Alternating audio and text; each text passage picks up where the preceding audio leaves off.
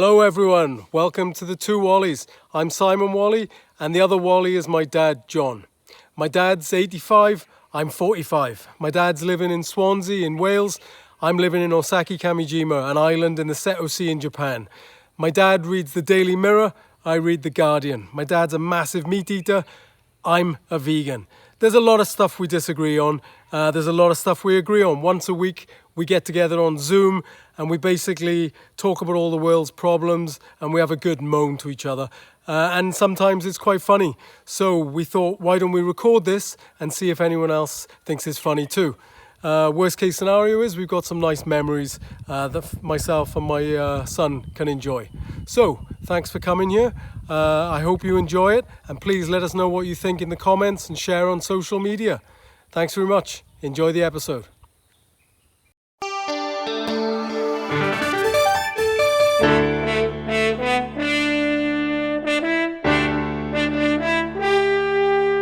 All right there, Dad. Right. How's it going? All right, Dan. Yeah, and the family all right? All good, Dad. Yeah, everyone's Good. well, everyone's all right. Yeah. Obviously, Peter's obviously I know. league. So if you're watching, Pete, I hope you're better and up and walking and stuff soon. So good luck on your recovery. Yeah. All right, Dad. What do you want to get stuck into first? I've been reading about this. These potholes in Great Britain. It's just getting worse and worse. Sinking and crumbling roads caused 18,250 breakdowns in the first half of the year. Damaged shock absorbers, broken suspension springs, distorted wheels. RAC said its patrols went out to 8,100 incidents in 3 months. The highest figures in 5 years. RAC numbers show that 27,250 breakdown occurred in the 12-month, 20% increase in last year. Councils have paid out more than 11 million in the past 4 years to drivers who successfully claimed through pothole damage. Well, why have they got a big problem with the potholes? I mean, if it's Labour, why can't they get people, say, the ones who's not a danger to the public, get people out of prison with a couple of officers and show them how to fill potholes in? I get what I know. I mean, it'd be cheaper, Dad. I'm sure, just to get give people money, decent paying money to do it, isn't it? Because we have the guards come out and stuff like that. That's going to cost money, isn't it? Well, no. I mean, if every area, if everywhere this prison, they do them areas. I mean, it can be hard to show them how to fix potholes, and when they come out, they may get a job in that, It can be very hard to show them how to fix potholes. No, I wouldn't have thought so, Dad. No. It's funny though. Those potholes is probably pretty good for the economy, Dad, isn't it? For the car companies and that, it's great for them. Oh yeah. I mean, the council are paying out millions and millions through. I don't. Surely it'd be cheaper for them to just fix the potholes, Dad, wouldn't it? Well, fix them. You mean they occur? Well, I think it's only when people notify them, isn't it? When people notify the council about the potholes and they claim. Well, they should be. They should also be. They're out there driving, and there's got to be enough people out there driving, covering those roads, Dad, isn't it? Well, I mean, I just can't see what the problem, where the problem is. I mean, there's always, if people are out of work, there's plenty of work for them, isn't there? Yeah. Well, I mean, if they were paying a decent wage, Dad, people might take it, innit? Well, you've got that thing of get people out of Borstal and show them how to do it. Well, it's cheap labour then, isn't it? You don't have to pay them. Yeah, I mean, some might say it's taking advantage, Dad, of people, but I mean, yeah, it's you could definitely you could make it open to people who wanted to do it, Dad, can you? Well, it's like the old American idea, Don't isn't force them, like. it? Yeah, I mean, you don't want to force people to do it, but I mean, if people are interested in doing it, and Yeah. Well, they could ask, and I'm sure they would to get outside.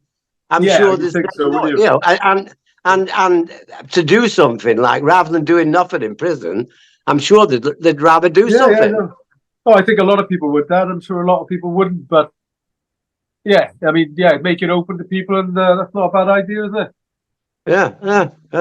You know, and there's obviously a lot more we could be doing for that, but yeah, And yeah, then what's this story about this? This story about the all these people are going through the jungle. They're going through the jungle what is it now? Over 166,000 migrants have risked their lives in the jungle between Columbus and Panama. So far, in 2023, a German company offers survival trips for social media influencers.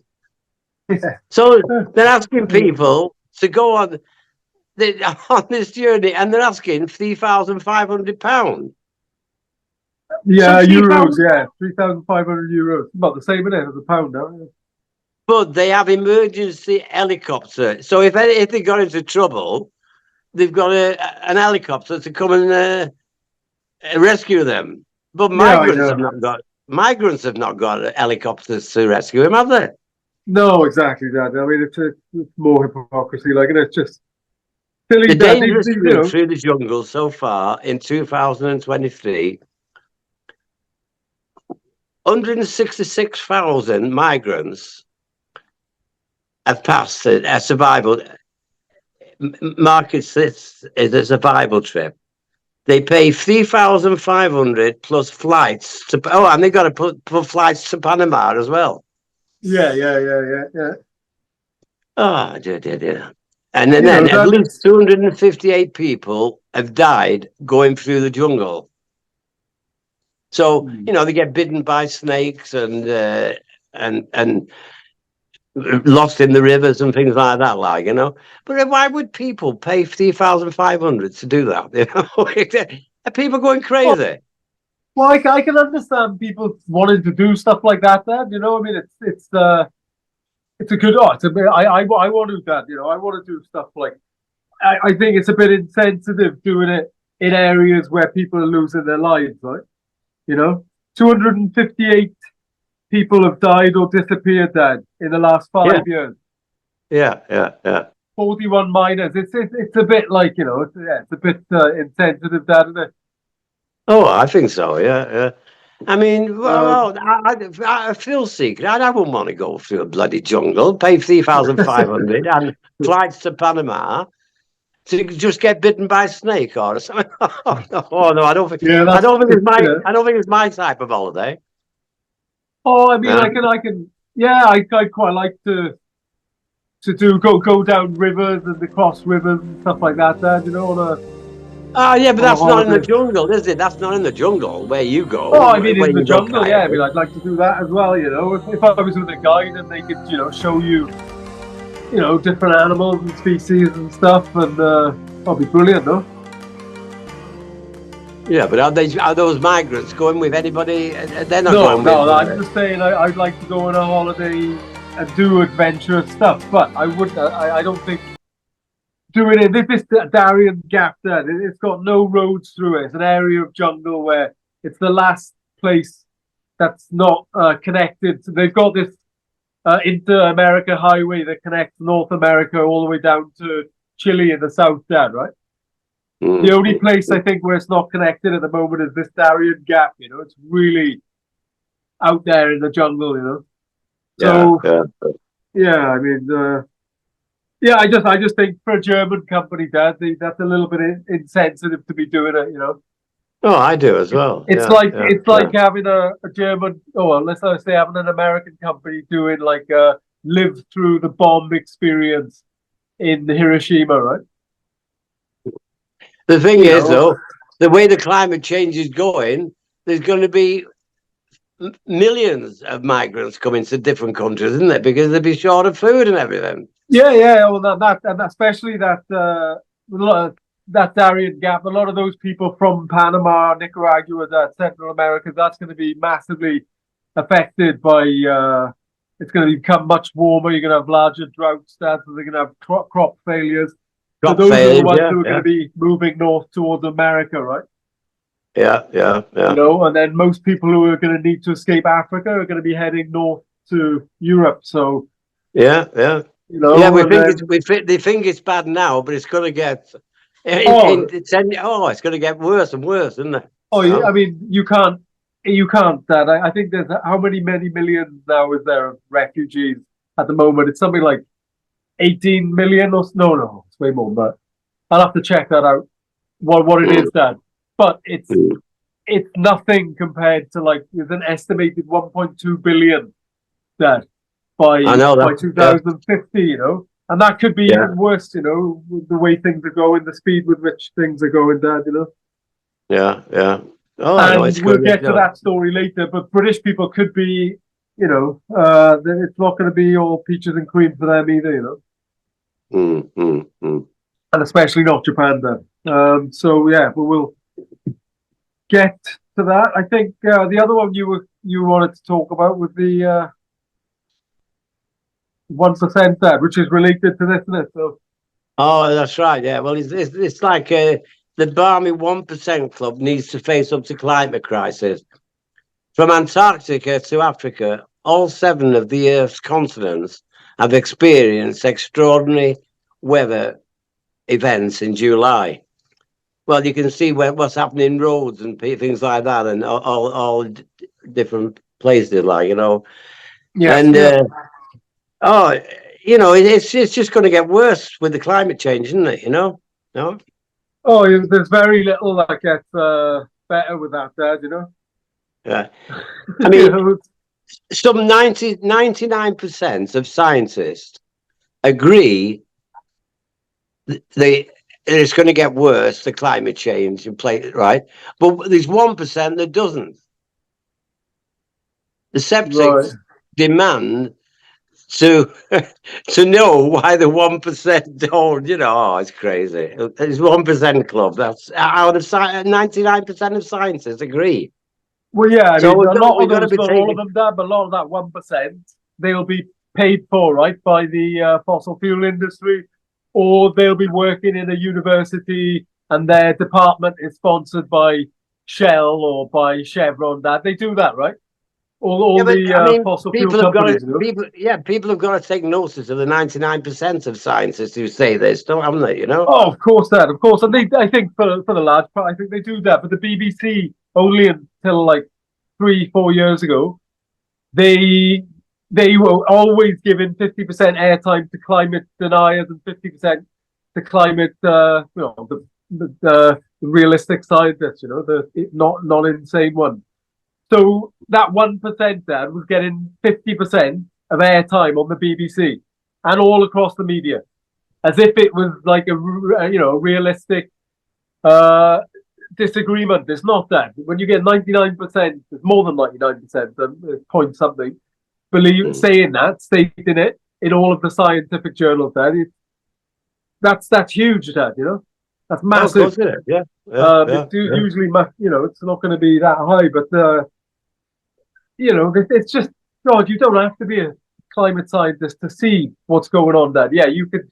And they went from saying it's not happening to now they're saying it is happening, but it's natural, it's cyclical, so it's not being caused by humans, Dad. So and then I saw in the news yesterday. Now we're supposed to be trying to get rid of oil and everything, but they're going to get more oil from the North Sea out of Scotland. There's 100 tenders for the jobs. Well, I thought we were going to try and get rid of fossil fuels and all that. Oh, well, the head of the International Energy Association, Dad, last year, he said there can be no new fossil fuel infrastructure passed from 2021 if we're going to keep warming within 1.5 degrees, right?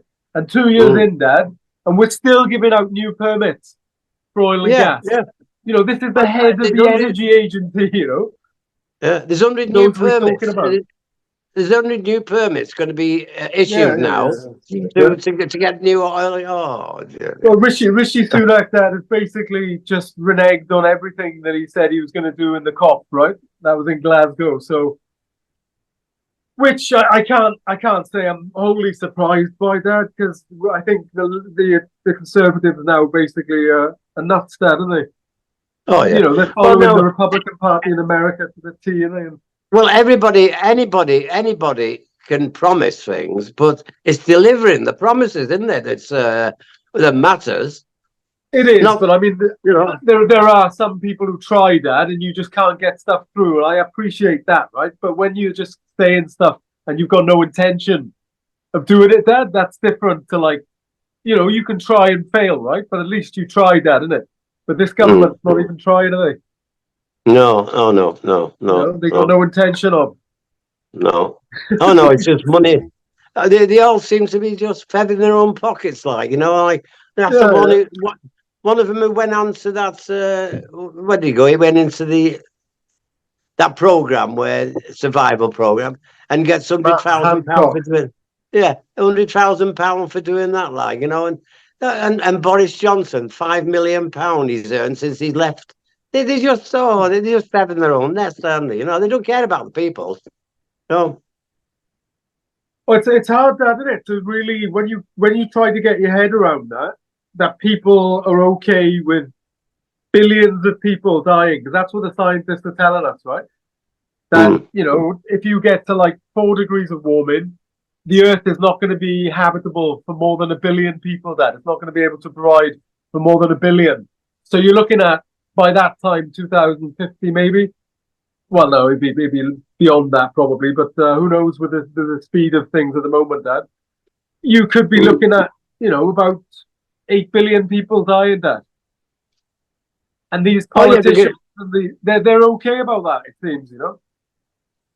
Because is it when your body goes over more than 50 degrees centigrade, it starts malfunctioning, doesn't it? Well, yeah, they've got what's called the wet bulb temperature, Dad. Like it's different depending.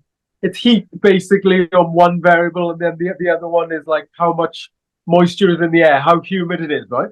And at like 35 degrees Celsius, if you have like 100% humidity, Dad, people die within hours, you know. So Japan gets to like 39 degrees Celsius, and then the humidity here gets up into the high 80s, 90s, Dad, you know. So it's not that far away for some places, right? If you have a huge El Nino like we're having now, 20 years, 30 years in the future, Dad, you know, you could be getting those conditions, right? But it's more about a young girl died in Japan lately. What was that about, Simon? She died over. She was a 13-year-old girl. Oh, I can't remember where it was, but somewhere north of where we are. And she was doing club activity, and so most junior high school kids, they have to do a club activity, right? After school, from like 4 until 6, they practice whatever sport they choose, right?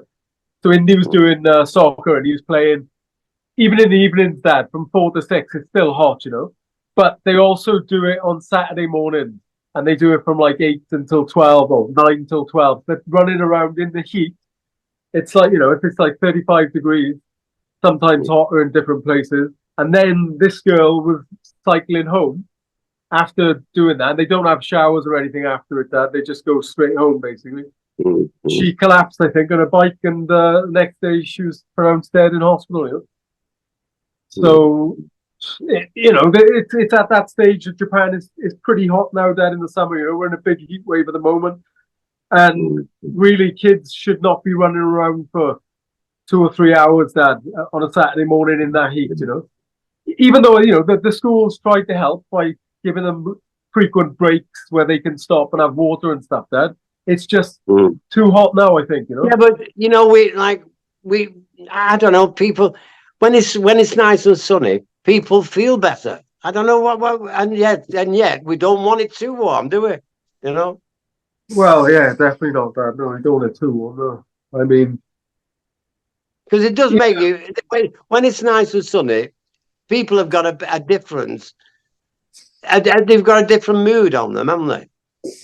well, yeah. I mean, when you're talking about British people, Dad, yeah, of course, because it's cold all the time. It's pissing well. It's moderately showering you with water that doesn't even get you wet, Dad. Right? And it's great. So of course, when you get some sunshine, everyone's tops off barbecues, right? Yeah, But yeah. in places where it's hot all the time, it's normal, Dad, isn't it? And it's just annoying because it's so hot, Dad. You go outside and you're just sweating straight away. Yeah. You need to be in aircon, and it's horrible because then you're just making the world warmer, by using the aircon. But it's for a lot of people here, it's just you can't. You've got to have the aircon on, Dad. It's too hot otherwise. Yeah. So Oh yeah, yeah, I it mean does. uh, At least it actually, doesn't yeah. get that. It doesn't get that warm over here, like to have. I mean, it's very rare. I have my fan on, the roof fan. It's No, I know, very but rare. when you had that heat wave last summer, Dad, when it was 43 degrees in London. Oh yeah, I probably did have it on then, but it's very rare. I have to put that on, like. Yeah, I mean it's a dry heat anyway in Britain, Dad, and it's not very humid or Mm. anything, so it's kind of it's a lot easier to handle, right? If it's a dry heat, I think. But the big story that we're going to talk about today, Dad, was that there was a research just came out in Nature journal that was covered all around the world, and it was that the Gulf Stream could collapse by 2025. So that's again what's related to what we're talking about. Isn't it? So I mean, you know what the Gulf Stream is, Dad, right? Basically, What? so it's basically what, like, Europe is really high up in latitude, Dad. It's much higher than Japan, right? And yet it's almost it's much lower than Japan, isn't it? And then it's much cooler, right? So you don't get the extreme colds, right? That Japan gets in Hokkaido. It gets -30 and stuff. So the reason it's like that is because the Gulf Stream brings all this warm water from the Gulf of Mexico down, right? And the underwater, they're moving really fast, and lots of animals are hitching lifts on it, Dad, and it's taking all the nutrients all around the world. Really important, and incredibly important, Dad. Without that, Europe would be frozen solid. So because of climate change, it's unlikely that it's going to be frozen solid because the temperatures are going to keep going up anyway. But basically, what's going to happen is that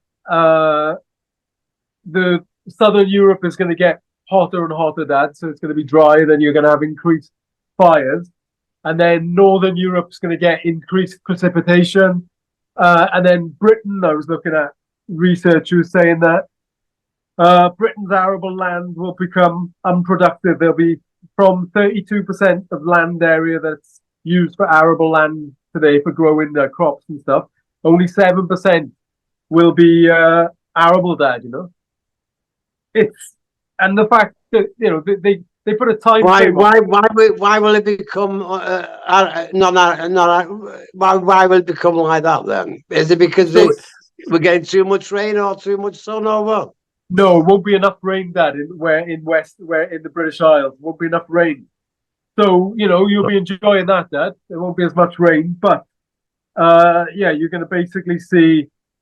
It said irrigation costs are estimated at £800 million per year, which is 10 times the value of arable production it would support that. So it's not economical, right, to do it anyway. That that's pretty bad. It's the time frame is from 2025 to 2095, with the central estimate of 2050. That, and there's a 95% chance of that happening. So basically, by the time in these in his in his 80s, it will definitely have collapsed that. And the high, come on, it's more likely it's going to be sooner rather than later with the record heat that we're seeing already, Dad. Yeah, but see, it's all the countries have got to do it, though. It's not just one or two countries. It's got to do all over the world. I of course that's true, Dad. But I mean, it doesn't mean it's the whole thing of why people say to me, "Oh, well, what's the point in me not eating meat because everyone else is?" It's like, well, that's not how change works, Dad, is it? Change works from the grassroots.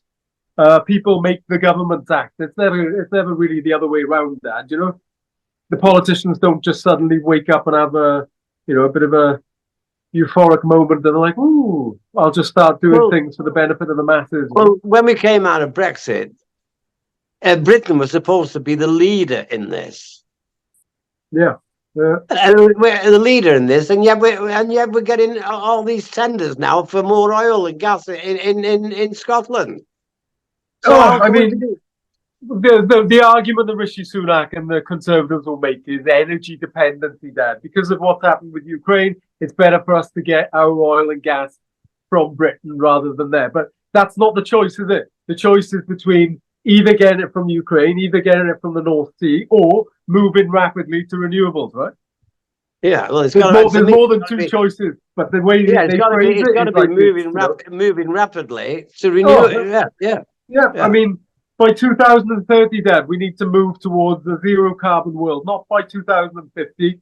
It needs to be done at people don't like using the analogy, but it's got to be like a World War II kind of investment period, Dad, where the private investment, if they want to get involved, can. But I just don't think they seem to have been interested. They've had 30 odd years to do something, Dad, and they haven't. So I think it needs to be the public sector that takes this on, and and start investing massively in people and getting people trained up for the new jobs that are going to be necessary into doing building wind turbines like Swansea. Dad, most of the houses in Swansea could have been provided by that tidal lagoon. Most of the residential houses could have been supported. The Conservative government again under David Cameron. Well, they scrapped that idea, didn't they? Yeah. Well, they said it's too expensive. It's like it was going to be the first of its kind, I think, in the UK, which is why it was going to be expensive. So at some time, you've got to take that, Dad. You've got to take the hit on that, and you're going to have to invest in this kind of stuff to see how you do it, right? And to get people trained up so they can do the next one, and it gets better each time you do it, Dad, doesn't it? Yeah. So, but it gets back to it. They just don't seem serious at all about tackling this crisis, Dad. So to me, people should be pissed off. Their job is supposed to be to protect people, Dad, right? And they're doing the exact opposite. They're jeopardizing the future of the people who elect them into power, right? Well, there should be more meetings about climate change. That's with all the countries come together, Well, they do it every year, Dad. They're doing another one now. The next one. Yeah, once a year. Abu Dhabi, Dad. I think Abu Dhabi. The next one is in Abu Dhabi, right? Which is one of the biggest fossil fuel producers on the planet, Dad. And they're hosting it. They don't do shit, Dad. I mean, there are definitely good people there. Yeah, it makes a mockery of it, doesn't it? There are more fossil fuel lobbyists that go to these events, Dad, than people from the Pacific Islands, which are going underwater. All those islands send like one or two delegates or whatever. The fossil fuel industry has got hundreds of delegates there, Dad. And their job is to go to all of the different politicians and get them to work with the fossil fuel industry. That's why they're there, Dad, right? To say, hey, we can work with you to do this. We're not the bad guys, kind of thing. They should be disinvited, Dad. They shouldn't be there. It's like having Benson and Hedges sponsor a cancer, a lung cancer. That's right. Event, Dad. It would be seen as absolutely ridiculous, right? And rightly so. And yet that's what's happening. And we wonder why nothing happens at these events, Dad. It's money. It's all corruption, Dad. Oh, of course it is. Yeah. Bought and paid for. And I don't know. I hope Keir Starmer would do well, he couldn't do a worse job, Dad. That's let's not, Well, no, it's like the water Equivocate that. board, the old 14 billion pound, like, you know, the water board, yeah. and yet, you know, it's incredible. They're paying bumper payouts to the shareholders. Well, to me, if they're losing money, they shouldn't be paying any extra money to the shareholders. They should be losing money. Yeah, That's what you you don't find any. That's the whole thing about capitalism, that isn't it? There's a risk, and that's risk. why. That's right, but they're doing it. There's no risk for them because they're still getting bumper Yeah, payouts, even though they're losing money. Well, it reminds me, like in Japan, that if you want to get a credit card, right, you've got to get a guarantor. So if I can't pay back my credit card, whoever my guarantor is, they have to pay it back. So the credit card company, no, but the credit card company has zero risk there, right? Yeah. If you're lending someone money, it should work on the same premise that if you lend me money, there's a possibility that I won't be able to pay it back. That's why you pay high interest, Dad, right? But they still, even that you pay like 19.8%, 6% APR or whatever, they still get their money, you know, and they're making that massive amount. I can't believe that the old 14 billion, and yet the shareholders are getting bumper payout. I mean, that is absolutely crazy, isn't it? So there's no risk at all for them shareholders, is there? Well, look at the 2008 crash, Dad, you know, when all those bankers ruined the world economy, right? The next year they were all making record bonuses again, Dad. You know, tens of millions. They collapsed the world economy, Dad. People killed themselves because they lost their houses, Dad. You know, quite a lot of suicides can be attributed to that, you know. And these people just go on making record bonuses, Dad. You know. Yeah. Oh, you know. So yeah, you know. But even though every week, Dad, you know, every week we talk about like how you know how bad stuff is, and you know, again we're doing it. So it's like we talk about the government, and it's hard to get them to do something, and a lot of people don't want to. So I think we should talk about a couple of, faced with what's going on with the climate crisis, the ecological crisis, mass extinction event that's playing out. What can people do as individuals, Dad? Right. So I got a couple of solutions today, which we could talk about. The first one was about the plant-based diets, Dad. Right? Did you saw that news? Yeah. Right. So it was carried out by the Livestock, Environment and People Project at Oxford University, LEAP. They analysed the diets of 55,504 people and reviewed 38,000 farms in 119 countries, Dad, right? It was one of the biggest pieces of research that's been done on this. And what they basically found was that regardless of where or how food is produced, animal-based diets had higher impact on the environment than plant-based diets, right? So basically, people have been arguing up until now, saying, "Oh, you know, it's basically factory farming that's bad. If you have grass-fed cows or whatever, then that's not so bad, Dad, right?" But this is finding that actually it is bad, and I knew it was anyway. It's actually worse, Dad, because the factory farmed animals are being fed all this high-protein food, right? So they're growing really rapidly, so that they can be slaughtered earlier, right? Which is they need less land to grow the food for them that way, right? Than if they're eating grass, right? Obviously, it's better for them, the grass. But so anyway, we're going to take a quick news break here, Dad. Just coming a quick advert break, and then we'll be back. All right? All right. Okay. Anyone can say they care about the environment, but actually doing something about it, that's different. I'm Dale Vince, founder of Ecotricity, Britain's very first green energy company. 25 years ago, we built our first windmill and kicked off the green energy movement. We built quite a few more since then. We use 100% of our profits to build more. And you can join our mission to end the use of fossil fuels. Don't just pay an energy bill, pay it to a company that would do some good with it and invest in all of our futures. Join Ecotricity and help us build a greener Britain. Right, yeah. So, what we were just talking about, Dad, was about, you know, that this new study is basically saying that however you raise animals or however you grow crops, the impact of plant-based diets is way, or 75% less than heavy meat-based diets, Dad, right? So it uses 75% less land, Dad, It uses 54% less water. So again, we were talking about water a lot, and the water pollution goes down 73%. Greenhouse gas emissions are 75% less. So basically, if you agriculture uses about 70% of the water we use, Dad.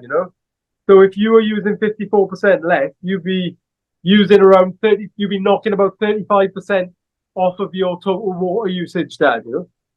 Oh yeah. Which is it's big, And then if you were with greenhouse gas emissions, agriculture is about 35%, and that would knock your emissions down to 8.5%. So you basically have 26.5% emission cuts just for changing diet, Dad. Yeah, we could save like these houses should have a big tub outside the drain pipe, and all the rainwater can go in there, so they wouldn't need. They could use that to water the gardens and things like that, couldn't they? Yeah. Well, yeah. I mean, the government could easily pay for that, couldn't they? For people, because they're not cheap. Those are like, we've got them here, outside, and like, yeah, they're not. They're like 60-odd quid, Dad. So, but I think they're good. Yeah, definitely for watering the garden. It's why wouldn't you? Right? You don't need water that's been put through all filters and stuff, Dad. Do you? No. Plus, if you live in a decent area, I suppose you won't have to worry about the water being polluted either.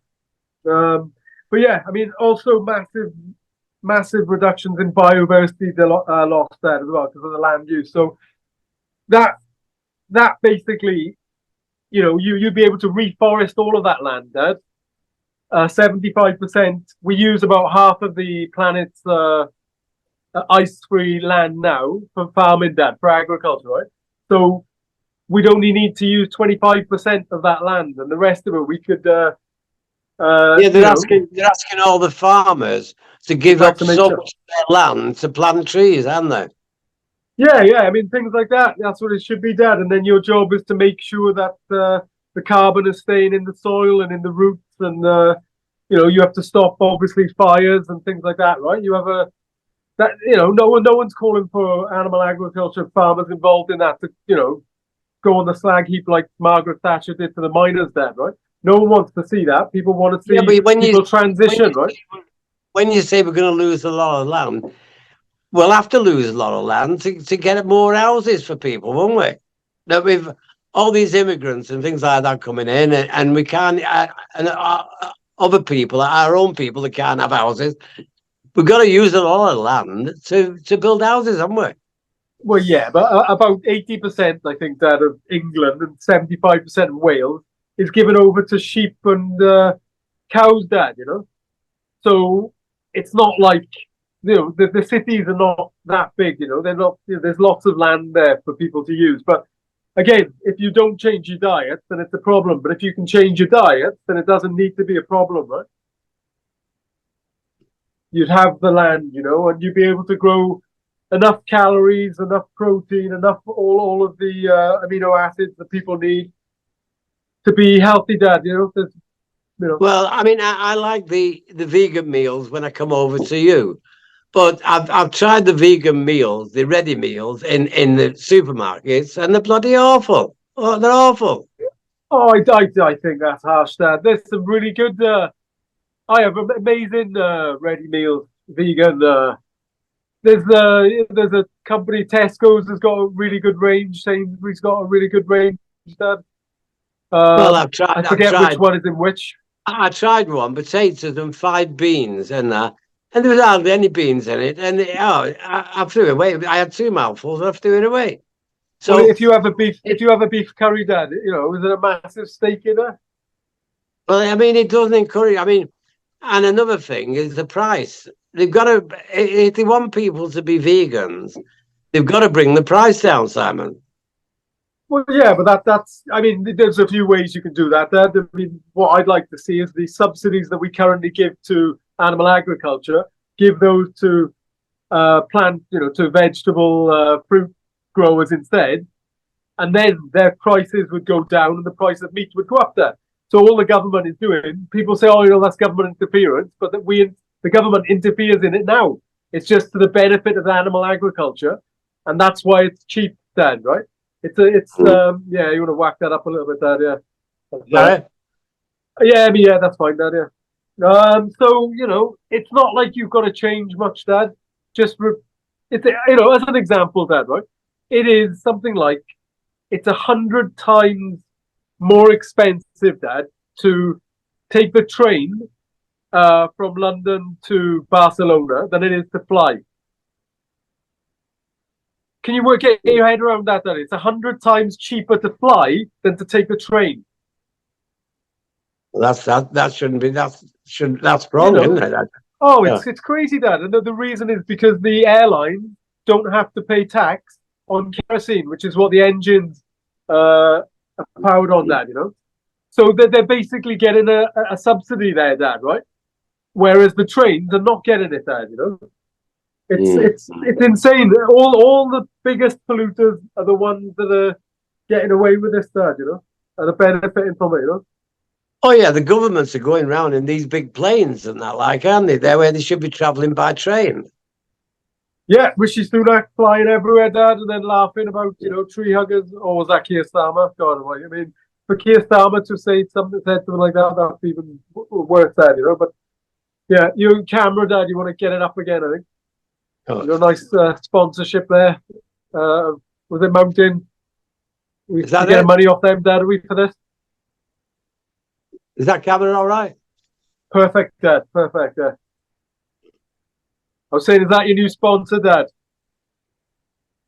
What? Is that your new sponsor on your T-shirt? The Mountain Man. The camera's down on it for like a minute or so, Dad, I thought maybe someone down the pub was giving you some money. Which you should take. Yeah, that's... anyway, I think it's, with this story, Dad, like, people see it, it's everywhere now, everyone knows about it, and everyone's, like, really pissed off about what's going on, and rightly so. People should be frightened, Dad. It's scary, the time frame. Climate scientists didn't think this was going to happen for decades, Dad, and it's happening much sooner, right? So everyone's scared, and I get that, Dad, but there are choices that people could make that would really slow this down, right? So one is moving to a plant-based diet. You can see basically about 26.5% of your emissions cut. Water use, less than half, more than half rather. And obviously you're not contributing to the sixth extinction, and you're able to then sequester all this excess CO2 we put into the atmosphere by planting loads of trees there, not monocrops of trees, just actual proper jungles or forests for that, right? And then the other one, about 20% of people's emissions are from household electricity, Dad, right? So if you change your electricity provider to a company that does renewables, like Ecotricity in Britain, Dad, there's a number of companies. I think with Swaley can go on an eco. Yeah. Well, I don't know what that is, Dad, but I would doubt very much whether they are 100% renewables, Dad. I think there's only one real company, Ecotricity, Dad, that's doing it, and it's 100% run on renewables. Others will be like 80% or 90% or 50% or whatever. And it'll probably be more expensive. That one will probably be more expensive. The thing, Dad. That's the thing. It is a bit more expensive. It is. Because until you've got critical mass and you've got lots of people doing it, it's going to be more expensive, right? So it is more expensive, Dad, and that's a problem we need to address. But if you can afford to go to the pub or to go on holiday to Greece as it's burning, as it's on fire, you can probably pay an extra £100 a year, Dad. If you can't afford it, I get that. I don't think the way the country is at the moment, people want to be paying more with all how the prices have gone up. I don't think that would work, Simon. Yeah, Dad, I totally agree, and I understand that. I'm saying if you can afford it, then that's one way, right? There's a way here you can get another 20% cuts, and you're looking at almost 50% then. That it's enough to meet the Paris Agreement of 2015, which said we needed 45% cuts by 2030. So just doing these two things, you can actually get to those 45% cuts that we need without the government doing anything, Dad. Not too difficult. Obviously, if you can't afford it, I understand that, and there are a lot of people who can't. But if you can, that's the way you can get there, Dad. And then after that, we need, of course, government action, right? That's where you're gonna need, in my view, to get people on the streets. You're gonna need to get people to run for local office and stuff like that, Dad, to try and push through green policies. But we're going to need basically to change our entire system, Dad. Change what we eat, where we get our energy from, the way we travel. Everything really needs to be changed, Dad. And like it starts with what you're talking about there, the subsidies, right? Giving the subsidies of taxpayers that they already give out in this industry to the correct industry, Dad. It's simple, make it more expensive to do the wrong thing and cheaper to do the right thing, Dad, right? Yeah, but I've tried these vegan meals and that, and well, they weren't very nice. What I've tried, and I've tried them in Tesco's and I've tried them in Marks and Spencer's. Well, next time we see you, Dad, we'll go on a bit of a tour, and we'll get every day. You go vegan for the month. When we're there, Dad. Go vegan for the month. 28 days. Do it. You can probably get raise some money for a charity of your choice, Dad. For vegan charity, really nice. But no, I think that's one way. I think it's just basically practice, Dad. As you said, you come over here. Vegan food, Dad, is absolutely awesome. Anyone who says it's not is lying, or they don't understand. They don't know. Well, no, your wife, Cowrick, and she's a good cook, and I enjoyed her meals, the vegan meals, when I was over there. But well, it's just a different. Well, that's the thing with meat, Dad, isn't it? It's all you do is you put a dead part of an animal's corpse in the oven, and then you boil some vegetables and pour some gravy over the top, Dad, and you're done, and you. But with plant-based cooking, you have to be creative, right? It's really, I think if you're into cooking, it's a really good challenge to get into it. Like, how do I make this without using eggs? How do I make this without using any milk, Dad? You have to be creative to do it, and make sure that you're obviously getting the right nutrients. But, most people who eat meat are not getting the right nutrients either, Dad, Your camera's down again, Dad. So yeah, are you agreeing to that then, Dad? Upside down now. There you go. Are you agreeing? No, there you go. Oh, so he's on the roller coaster, are you? Am I agreeing to what? So you just agreed to next time we come home, you will go fully plant-based for the duration of our stay. We'll cook the food. We'll take you to restaurants, and you do it for 28 days. Yeah. Okay. Yeah. Yeah. Right. I mean, that's hell of a deal, Dad, isn't it? And then we can talk about all the amazing food you had, Dad. No, it was good food what I had when with Cowrie cooking, but I couldn't cook that myself, Yeah, but all the stuff that you do cook, Dad, right? You can go like when you have a corned beef. When you have corned beef stew, can. Corned beef is the easiest thing you can get if you want a vegan meat, Dad, because there's like basically nothing natural about it, right? So you can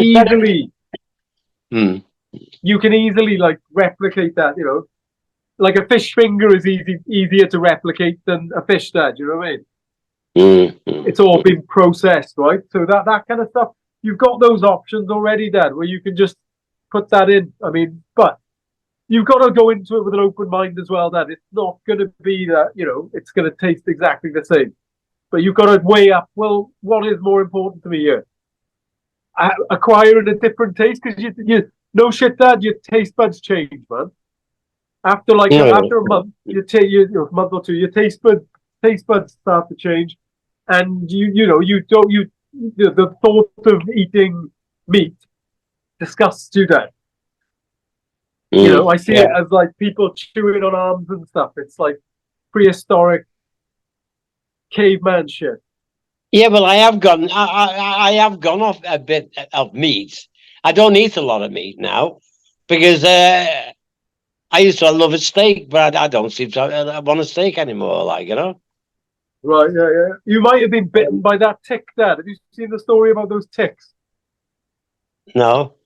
So they've got these ticks mostly in North America, and if you get bitten by one of the symptoms, Dad, is that you're allergic to meat. Oh, so, could have been done by a tick then.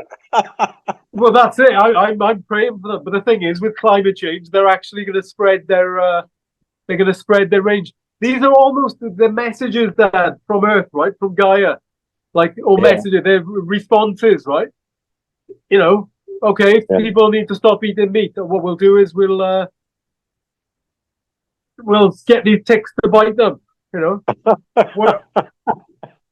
With the AMOC shutting down, that's gonna, for certain parts anyway, it's gonna really cool things down, Dad. Only for certain parts, though. Elsewhere, it's gonna ramp up the heat. Because the meat I eat really is it's not like nothing like I used to eat. Nothing like I used to eat. I mean, I probably what do I have in meat now? I mean, I have fish, but I probably have in meats. I only have one pork chop a week. No, one lamb chop a week. And 2 slices in my corned beef stew. I only put 2 slices in because it tastes the same, and that's about it in meat. I don't eat a lot of meat. Honestly, that I know. I think you have actually cut back because something made you allergic there for a while, didn't it? After COVID, maybe a long COVID thing or something, right? I don't know what it was, but I mean, but I don't honestly. I have gone off meat, and not by choice. It's just I don't fancy it. Well, most people when they speak to a vegan, they all say the same. Yeah, I don't eat much meat anymore. And yet meat consumption is still going up, right? It's expected to go up by 50%. I definitely don't eat much meat now, though. And that's being truthful, that. Yeah. I know, Dad. Yeah, I know for you because I remember you telling me, you were asking me, right? Why? What's happened? Like I've gone off meat, and I obviously I think it's a really good thing, Dad. Not that you got sick and you needed to do that, but if people, I have fish, and but for me, it's like one lamb chop a week. And then that corned beef stew, but there's only 2 slices of corned beef in there. I've stopped that from putting a full tin in to putting 2 slices in. Well, just you got to just get a load of beans instead, Dad. Get some beans and peas in there, which will be a much nicer protein source. Get down the gym. You'll be doing you'll be like Arnold Schwarzenegger, Dad. He's mostly eating a plant-based diet now, isn't he? So if he can do it, Dad, get down the gym. I was going to go to the gym with pizza and that, but that'll be put on hold now for about 6 months. Yeah, well, let's hope he's all right, then. Hope he's back on his feet soon, Dad. So I'll give him a call, actually. Well. All right, Dad. It was a good chat. It's a long one. It's going to be hard for me to edit that. It's going to take a few days, Dad. It's a long one. But good talking to you as always, Dad. I'll speak to you a bit later. Yeah. Okay, Simon. Okay. Ta-ra, boy. Ta-ra, boy.